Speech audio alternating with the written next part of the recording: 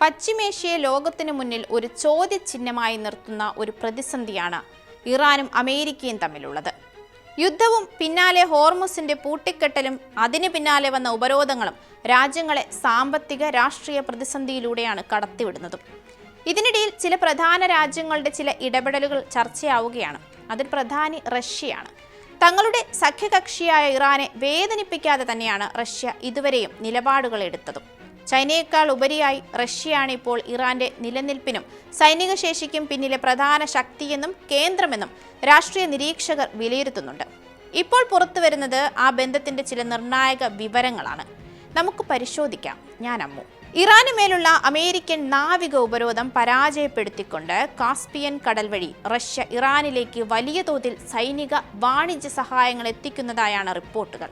2018 ഉടമ്പടി പ്രകാരം കാസ്പിയൻ കടലിന്റെ അതിർത്തി പങ്കിടുന്ന 5 രാജ്യങ്ങൾക്ക്, അതായത് Russia, Iran, Azerbaijan, Kazakhstan, Turkmenistan എന്നിവയ്ക്ക് മാത്രമാണ് ഇതിൽ അവകാശമുള്ളത്. അമേരിക്കൻ നാവികസേനയ്ക്കോ നാറ്റോ സഖ്യത്തിനോ ഇവിടേക്ക് പ്രവേശിക്കാനോ കപ്പലുകൾ തടയാനോ നിയമപരമായി സാധിക്കില്ല. ഇതാണ് റഷ്യയ്ക്കും ഇറാനും തങ്ങളുടെ നീക്കങ്ങൾ എളുപ്പമാക്കാനുള്ള വഴിവെട്ടിയതും.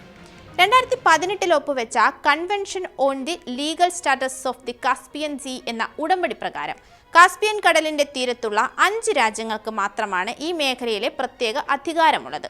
ഈ ഉടമ്പടി പ്രകാരം തീരദേശ രാജ്യങ്ങൾ അല്ലാത്ത മറ്റു രാജ്യങ്ങളുടെ സൈന്യത്തിന് കാസ്പിയൻ കടലിൽ പ്രവേശനം കർശനമായി നിരോധിച്ചിരിക്കുകയാണ്.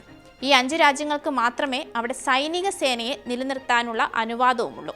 അമേരിക്കൻ നാവികസേനയ്ക്കോ നാറ്റോ സഖ്യത്തിനോ കാസ്പിയൻ കടലിൽ പ്രവേശിക്കാനോ പെട്രോളിംഗ് നടത്താനോ അവിടെയുള്ള കപ്പലുകളെ തടയാനോ ഉള്ള നിയമപരമായ അവകാശമില്ല. പഴുതുകളില്ലാത്ത ഈ നിയമപരമായ സംരക്ഷണം കാരണം അമേരിക്കൻ നയതന്ത്രജ്ഞർ കാസ്പിയൻ കടലിനെ ഒരു ജിയോ പൊളിറ്റിക്കൽ ബ്ലാക്ക് ഹോൾ അഥവാ ഒരു ബ്ലൈൻഡ് സ്പോട്ടായാണ് വിശേഷിപ്പിക്കുന്നത്. ഈ സാധ്യതയാണ് ഇറാൻ ഇവിടെ വിദഗ്ധമായി പ്രയോജനപ്പെടുത്തുന്നത്. അമേരിക്കയും ഇസ്രയേലും ചേർന്ന് നടത്തിയ ആക്രമണങ്ങളിൽ ഇറാന്റെ തകർക്കപ്പെട്ട ഡ്രോൺ ശേഖരം പുനർനിർമ്മിക്കുന്നതിനാവശ്യമായ ഭാഗങ്ങൾ റഷ്യ കാസ്പിയൻ കടൽ വഴി എത്തിക്കുന്നുണ്ടെന്നും റിപ്പോർട്ടുകളുണ്ട്. നിരീക്ഷണങ്ങളിൽ നിന്ന് രക്ഷപ്പെടാനായി ഷാഡോ ഫ്ലീറ്റ് എന്ന് വിളിക്കപ്പെടുന്ന തിരിച്ചറിയൽ സംവിധാനങ്ങൾ ഓഫാക്കിയ കപ്പലുകളിലൂടെയാണ് ഇറാനിലേക്ക് ഈ സാധനങ്ങൾ എത്തുന്നത്. കപ്പലുകൾ അവയുടെ സ്ഥാനവും സഞ്ചാരപഥവും വെളിപ്പെടുത്തുന്ന ഓട്ടോമാറ്റിക് ഐഡന്റിഫിക്കേഷൻ സിസ്റ്റം ട്രാൻസ്പോണ്ടറുകൾ ഓഫ് ചെയ്താണ് യാത്ര ചെയ്യുന്നത്. ഉപഗ്രഹ നിരീക്ഷണങ്ങളെ മറികടക്കുന്നതിന് വേണ്ടിയാണ് ഈ രീതി സാധാരണ പിന്തുടരുന്നതും. സൈനിക സഹായം മാത്രമല്ല, ഇറാന്റെ ഭക്ഷ്യ ആവശ്യങ്ങൾ നിറവേറ്റുന്നതിലും റഷ്യ വലിയ പങ്കാണ് വഹിക്കുന്നത്. കഴിഞ്ഞ ജൂലൈ മുതൽ ഫെബ്രുവരി വരെയുള്ള കാലയളവിൽ ഏകദേശം 60 ലക്ഷം ടൺ ധാന്യമാണ് ഇറാൻ റഷ്യയിൽ നിന്ന് ഇറക്കുമതി ചെയ്തത്. ഇത് മുൻ വർഷത്തേക്കാൾ ഇരട്ടിയാണ്. കാസ്പിയൻ കടൽ വഴിയുള്ള ഈ ഇറക്കുമതിയാണ് ഇറാനെ നിലവിൽ പിടിച്ചു നിർത്തുന്നത് എന്നത് മറ്റൊരു യാഥാർത്ഥ്യം. പേർഷ്യൻ ഗൾഫിലെ അമേരിക്കൻ ഉപരോധം മറികടക്കാൻ ഇറാന്റെ കാസ്പിയൻ തുറമുഖങ്ങളായ ബന്ദർ അൻസാലി, അമീറാബാദ് എന്നിവ 24 മണിക്കൂറും പ്രവർത്തിക്കുന്നുണ്ട് എന്നാണ് റിപ്പോർട്ടുകൾ. റഷ്യൻ തുറമുഖങ്ങളായ ആസ്ട്രഖാൻ, മഖച്കല എന്നിവ വഴിയാണ് ഇറാനിലേക്ക് ചരക്ക് നീക്കം നടക്കുന്നത്.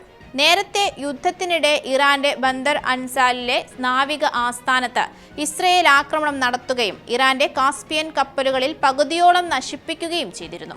കാസ്പിയൻ കടലിലുണ്ടായിരുന്ന ഇറാന്റെ യുദ്ധ കപ്പലുകളുടെയും പെട്രോൾ വെസലുകളുടെയും പകുതിയോളം ഈ ആക്രമണത്തിൽ ഇല്ലാതായി. ഇത് ആ മേഖലയിലെ ഇറാന്റെ നാവിക ശക്തിയെ വലിയ തോതിൽ ദുർബലപ്പെടുത്തി. റഷ്യയിൽ നിന്ന് കാസ്പിയൻ കടൽ വഴി എത്തിച്ചിരുന്ന ഡ്രോൺ ഭാഗങ്ങൾ, വെടിമരുന്ന്, മറ്റ് സൈനിക ഹാർഡ്വെയറുകൾ എന്നിവയുടെ വിതരണത്തെ ഈ ആക്രമണം കാര്യമായി തന്നെ ബാധിച്ചു. കാസ്പിയൻ കടൽ ഒരു സുരക്ഷിത പാതയല്ലെന്ന് വരുത്തി തീർക്കുകയായിരുന്നു ഈ ആക്രമണത്തിന്റെ പിന്നിലുള്ള പ്രധാന ലക്ഷ്യം. പേർഷ്യൻ ഗൾഫിലെ ഉപരോധങ്ങൾ മറികടക്കാൻ റഷ്യയ്ക്കും ഇറാനും ഉപയോഗിക്കാവുന്ന സുരക്ഷിതമായ പാതയാണ് കാസ്പിയൻ കടൽ എന്ന ധാരണ തിരുത്താൻ ഈ ആക്രമണത്തിലൂടെ ഇസ്രയേലിന് സാധിച്ചു എന്നാണ് റിപ്പോർട്ടുകൾ സൂചിപ്പിക്കുന്നത്. ഇതിനെ ഏറ്റവും നിർണായകമായ ആക്രമണങ്ങളിൽ ഒന്നായാണ് ഇസ്രയേൽ വിശേഷിപ്പിച്ചത്.